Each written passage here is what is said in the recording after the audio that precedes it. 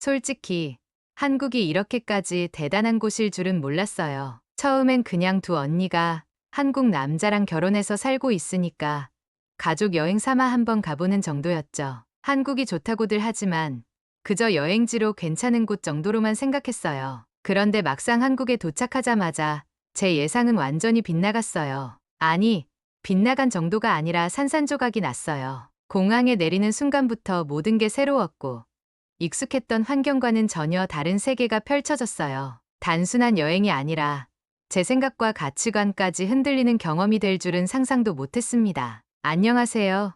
저는 리아예요. 호주 시드니에서 태어나고 자란 평범한 27살 여자입니다. 한국과는 전혀 인연이 없을 것 같던 제 삶의 변화가 찾아온 건 두 언니가 나란히 한국 남자와 결혼하면서부터였어요. 첫째 언니 클로이는 5년 전, 둘째 언니 소피아는 3년 전에 한국으로 시집을 갔어요. 가족 모임에서 만날 때마다 한국 이야기를 꺼내면서 리아, 너도 한국 한번 와봐. 진짜 너 생각하는 거랑 완전 다를걸? 이라고 했죠. 하지만 저는 솔직히 별로 관심이 없었어요. 한국 하면 그저 K-팝, K-드라마, 삼겹살 같은 단편적인 이미지밖에 없었어요. 그리고 무슨 나라가 그렇게 빨리빨리 움직이는 걸 좋아하는지 너무 바쁘고 숨 막힐 것 같다고 생각했어요.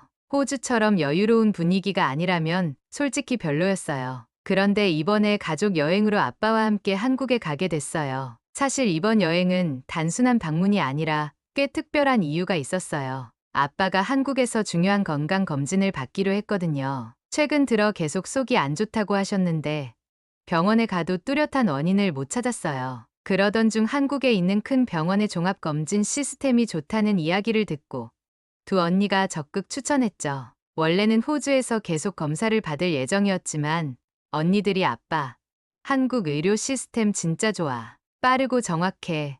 이번 기회에 그냥 한국 와서 검진 받아봐 라고 설득했어요. 그렇게 저는 큰 기대 없이 아빠와 함께 한국행 비행기에 올랐어요. 솔직히 여행보다는 아빠 건강이 더 걱정됐어요. 하지만 한국에 도착하는 순간부터 제 예상은 완전히 깨졌습니다. 공항에서부터 놀라움을 감출 수 없었어요. 인천공항은 말로만 듣던 것보다 훨씬 더 현대적이고 효율적이었어요. 입국 심사는 빠르고 직원들은 친절했어요. 수화물을 찾고 공항 철도를 타는 과정까지 너무나도 매끄러웠죠. 모든 안내 표지판에 영어가 병기되어 있어서 길 찾기도 쉬웠어요. 하지만 그건 시작에 불과했어요. 공항에서 서울로 이동하는 공항철도를 탔을 때 저는 다시 한번 충격을 받았어요. 아니, 대체 이 기차 뭐죠? 좌석이 비행기 1등석처럼 크고 편안했어요. 심지어 충전 포트까지 있더라고요. 호주에서 버스 탈 때마다 좁고 불편한 좌석에 치여 다니던 기억이 떠올라 순간 어이가 없었어요. 아니, 이게 대중교통 맞아? 라고 속으로 중얼거렸어요. 서울에 도착하고 언니들이 예약해둔 호텔에 짐을 풀었어요. 그리고 그날 저녁, 가족끼리 저녁을 먹으러 나갔어요. 한국 음식은 익숙하지 않았지만 두 언니가 추천하는 메뉴대로 주문했어요. 그런데 식탁 위로 계속해서 음식이 나오더라고요. 한 접시, 두 접시, 세 접시. 뭐지? 따로 시킨 것도 아닌데 반찬이 계속 나오니까 당황스러웠어요. 리아, 한국에서는 반찬이 공짜야. 언니의 말에 더 놀랐어요. 공짜라고? 호주에서 이런 건 상상도 못하는데 보통 레스토랑에서는 추가 요금을 내야 하는 게 당연한데 한국에서는 기본적으로 제공된다니 신기했어요. 하지만 가장 큰 충격은 그 다음 날이었어요. 아빠가 예약한 병원에 갔을 때였죠. 솔직히 병원에 대한 기대는 크지 않았어요. 호주에서 병원 가려면 예약도 몇 주씩 걸리고 검사 받으려면 몇 달이 걸리는 게 보통이었으니까요. 그런데 한국 병원은 완전히 달랐어요. 아빠는 도착하자마자 바로 접수를 하고 기다림 없이 순서대로 검사를 받으셨어요. 초음파, CT, MRI까지 단 하루 만에 모든 검사가 끝났어요. 저는 너무 놀라서 계속 입을 다물지 못했어요. 이게 가능해? 단순히 속도가 빠른 게 아니라 모든 과정이 체계적이고 깔끔했어요. 그날 밤, 저는 호텔에서 누워 생각했어요. 한국은 제가 생각했던 것보다 훨씬 발전된 나라였어요. 대중교통부터 음식 문화, 그리고 병원 시스템까지 모든 게 효율적이었어요. 그런데 이 여행이 단순한 관광이 아니라 제 인생을 완전히 뒤바꿀 거라는 건 그때까진 전혀 몰랐어요. 아빠의 검진 결과가 나오기까지 하루 정도 시간이 걸린다고 해서 우리는 서울을 둘러보기로 했습니다. 하지만 장시간 걷는 건 부담이 될 수도 있었기 때문에 덜 걷고 편안하게 즐길 수 있는 코스를 선택했어요. 오늘은 너무 많이 걷지 않는 걸로 하자. 클로이 언니가 일정을 조정하며 말했습니다. 소피아 언니도 고개를 끄덕였어요. 한옥마을 어때? 너무 넓진 않으면서도 한국적인 분위기를 느낄 수 있을 거야. 아빠도 그 의견에 찬성하셨고 저도 흥미가 생겼습니다. 택시를 타고 도착한 한옥마을은 마치 시간이 멈춘 듯한 공간이었어요. 서울의 높은 빌딩들 사이에 이런 곳이 있다는 게 신기했습니다. 나무로 지어진 집들, 기와 지붕, 고즈넉한 골목길까지 모든 것이 이국적이면서도 편안한 느낌을 줬어요. 여기서 차라도 한잔 할까? 우리는 한옥 스타일의 전통 찻집에 들어가 따뜻한 유자차를 마시며 잠시 쉬었습니다. 창밖으로 보이는 풍경이 너무 아름다워서 한동안 말없이 감상했어요. 이런 곳이 있을 줄은 몰랐네. 아빠가 조용히 감탄하셨습니다. 한국은 전통과 현대가 공존하는 게 매력이지. 클로이 언니가 말했어요. 저는 유자차를 한 모금 마시며 생각했습니다. 확실히 한국은 제가 예상했던 것과 많이 달랐어요. 빠르게 발전한 현대적인 모습 속에서도 이렇게 전통을 지키고 있는 공간이 있다는 게 놀라웠습니다. 그렇게 조용하고 여유로운 시간을 보낸 후 저녁 식사를 위해 예약된 레스토랑으로 향했어요. 레스토랑에 도착하자 따뜻한 조명이 비추는 공간에는 나무 테이블이 정갈하게 놓여 있었고 은은한 국악이 흘러나오고 있었어요. 내부는 깔끔하면서도 고급스러운 분위기였습니다. 한식 전문 레스토랑인데 음식 하나하나 신경 써서 만들더라고. 한국에서도 꽤 유명한 곳이야. 우리는 자리에 앉아 메뉴를 살폈습니다. 여긴 한정식 스타일이야. 반찬도 많이 나오고 코스로 나와서 천천히 즐길 수 있을 거야. 어제도 반찬 문화에 놀랐는데 오늘은 아예 한정식을 제대로 경험하게 된다는 생각에 자연스럽게 기대가 됐어요. 그때 한 남자가 테이블로 다가왔습니다. 형님, 오셨네요. 큰형부가 반갑게 일어나 악수를 나눴어요. 바쁠 텐데 인사하러 나와도 돼?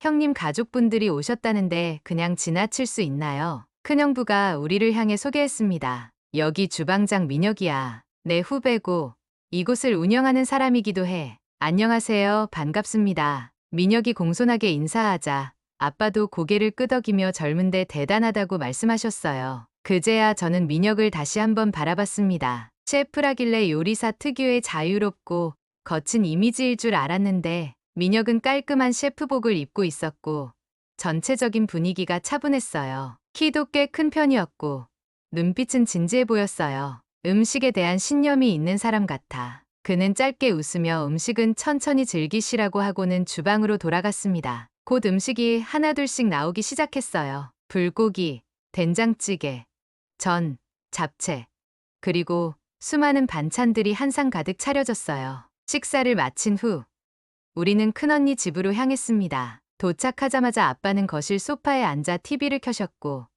우리는 테이블에 둘러앉아 차를 마시며 대화를 나눴어요. 근데 리아, 너 아까 민혁 씨 보는 눈이 좀 이상하더라? 갑자기 소피아 언니가 나를 빤히 보며 말했어요. 나는 당황해서 차를 마시다 말고 기침을 했습니다. 뭐가? 클로이 언니가 의미심장한 미소를 지으며 거들었어요. 마음에 드는 거 아니야? 여자친구도 없다던데. 소개시켜줄까? 아니야. 나는 손을 마구 흔들었지만 이미 두 언니의 표정에는 장난기가 가득했어요. 그때 큰형부까지 거들고 나섰습니다. 내가 시간 한번 만들어 볼까? 아니, 제발.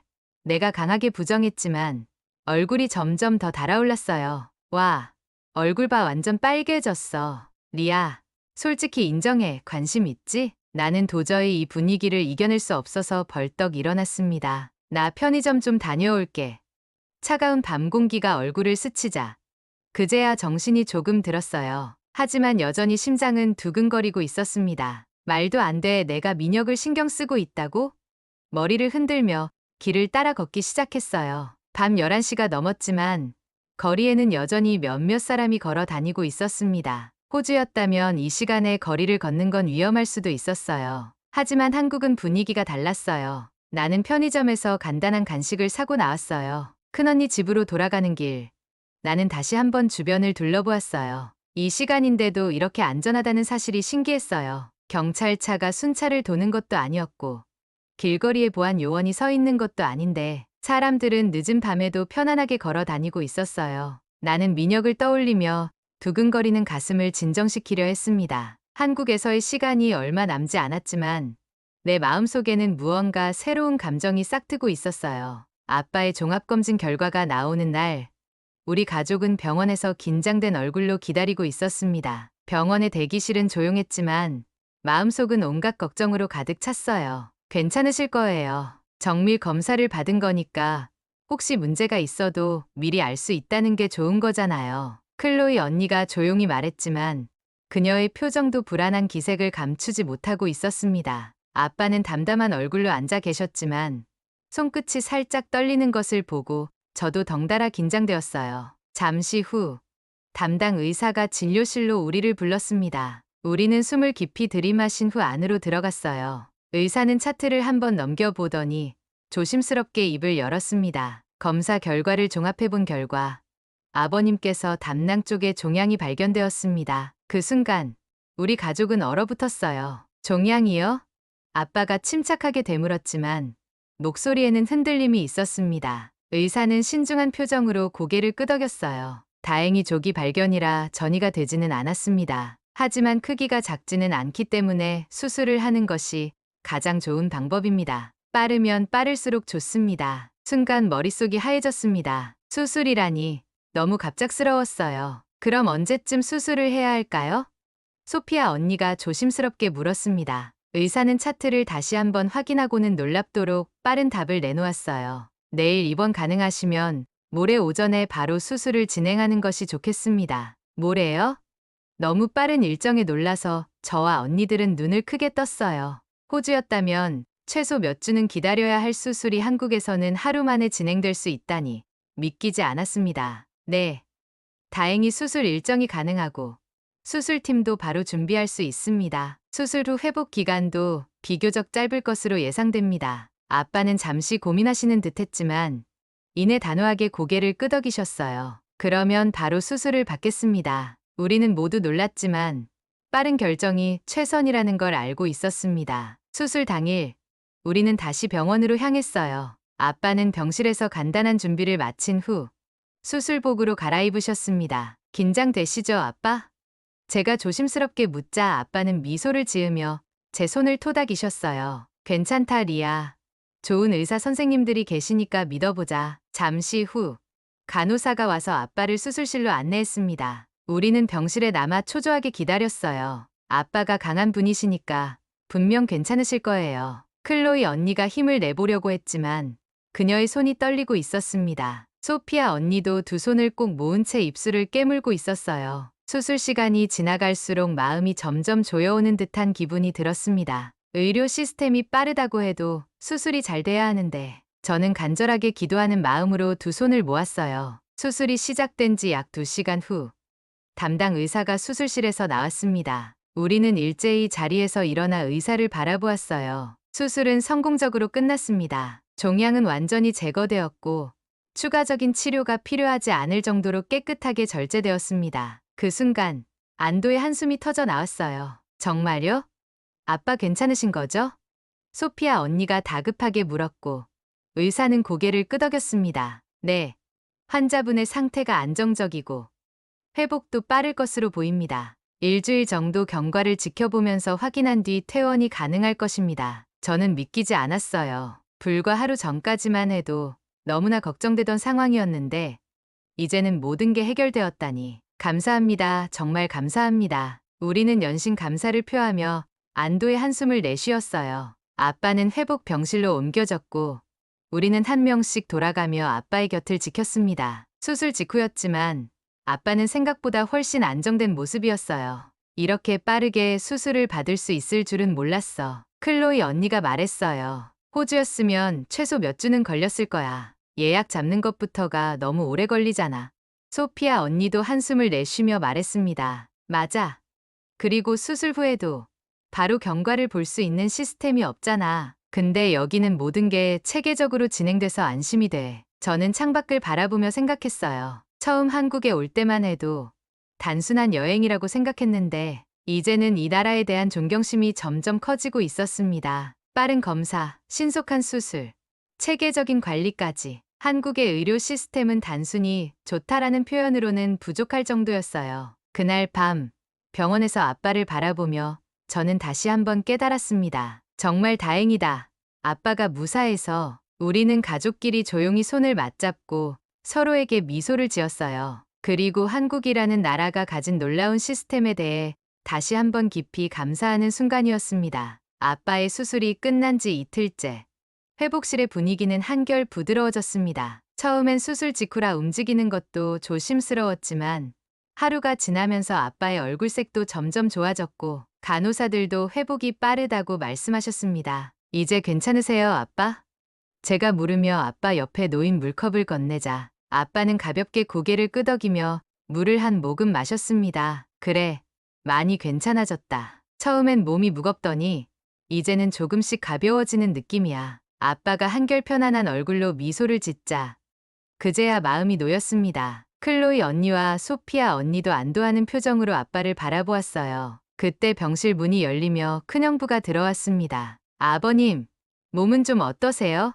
아빠는 반갑게 웃으며 말씀하셨습니다. 덕분에 괜찮네. 다들 걱정해줘서 고맙고. 그런데 클로이 언니가 큰형부의 손을 보더니 고개를 갸웃거리며 물었어요.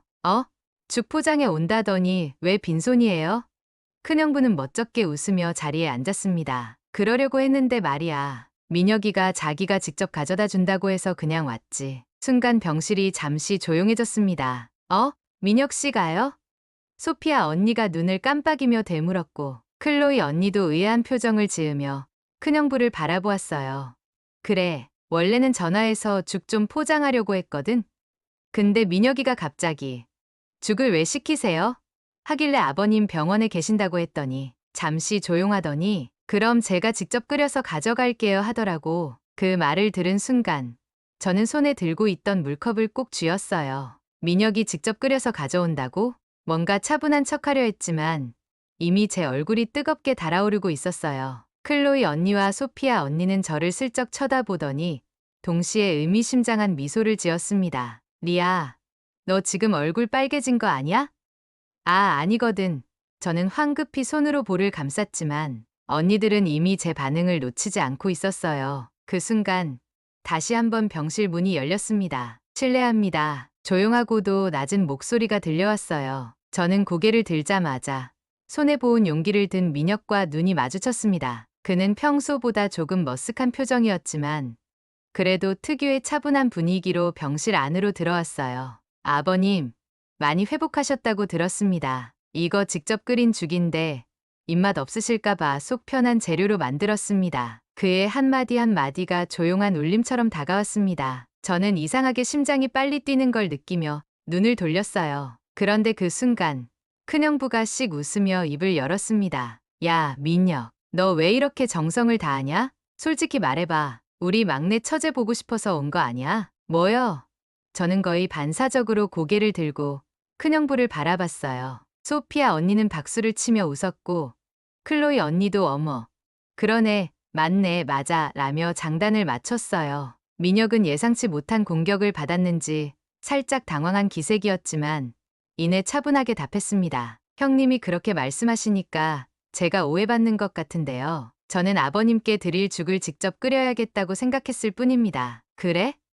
근데 왜 이렇게 머뭇거리냐? 큰형부의 장난기가 더욱 짙어졌습니다. 저는 도저히 이 분위기를 견딜 수 없어서 그만 좀 해요. 라고 외치며 얼굴을 감쌌어요. 민혁이 직접 덜어준 죽을 한 숟갈 떠먹은 아빠는 만족스러운 표정을 지으셨어요. 아주 부드럽고 맛있구만. 정성 들여서 만든 게 느껴져. 다행입니다. 민혁은 조용히 웃었어요. 저는 민혁이 죽을 덜어주는 모습을 바라보며 다시 한번 생각했습니다. 이 사람 그냥 친절한 것뿐일까?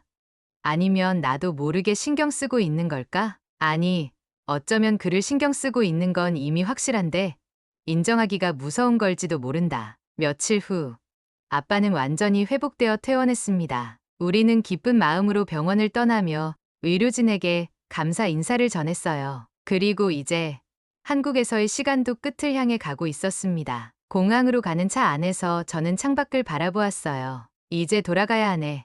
한국이 참 좋은 곳이네. 이거 좀 아쉬운데? 아빠의 말에 저는 조용히 고개를 끄덕였어요. 처음에는 단순한 가족 여행이라고만 생각했던 한국 방문. 하지만 이곳에서 저는 예상치 못한 많은 것들을 경험했어요. 빠르고 체계적인 의료 시스템, 한국의 문화와 사람들의 따뜻함, 그리고 민혁. 다시 한국에 오게 될까? 저는 가만히 창밖을 바라보며 미소를 지었어요. 아니, 언젠가 다시 오게 될 거야. 그리고 그때는 꼭 그 사람도 다시 만나겠지. 그 대답은 이미 제 마음속에서 분명해지고 있었어요. 비행기가 활주로를 향해 나아가는 동안 저는 속으로 작은 미소를 지었어요. 한국에서의 이 시간은 끝이 아니라 또 다른 시작이 될 거라는 확신이 들었습니다. 그리고 다시 한국 땅을 밟게 될 날이 머지않았음을 느꼈어요. 오늘 이야기는 여기까지입니다. 한국에서의 시간은 단순한 여행이 아니었습니다. 가족의 건강을 지켜준 의료 기술, 따뜻한 정이 넘치는 사람들, 그리고 가슴 한편에 남겨진 새로운 감정까지 이하에게 한국은 이제 특별한 의미로 자리 잡았을 겁니다. 작은 계기로 시작된 여정이 때로는 우리의 삶을 예상치 못한 방향으로 이끌어 주기도 합니다. 그리고 그 길 위에서 만난 인연과 경험은 오래도록 마음속에 남아 새로운 변화를 만들어 가겠죠. 끝으로 구독과 좋아요 부탁드리면서 오늘 이야기 마치겠습니다. 오늘도 함께 해주셔서 감사합니다.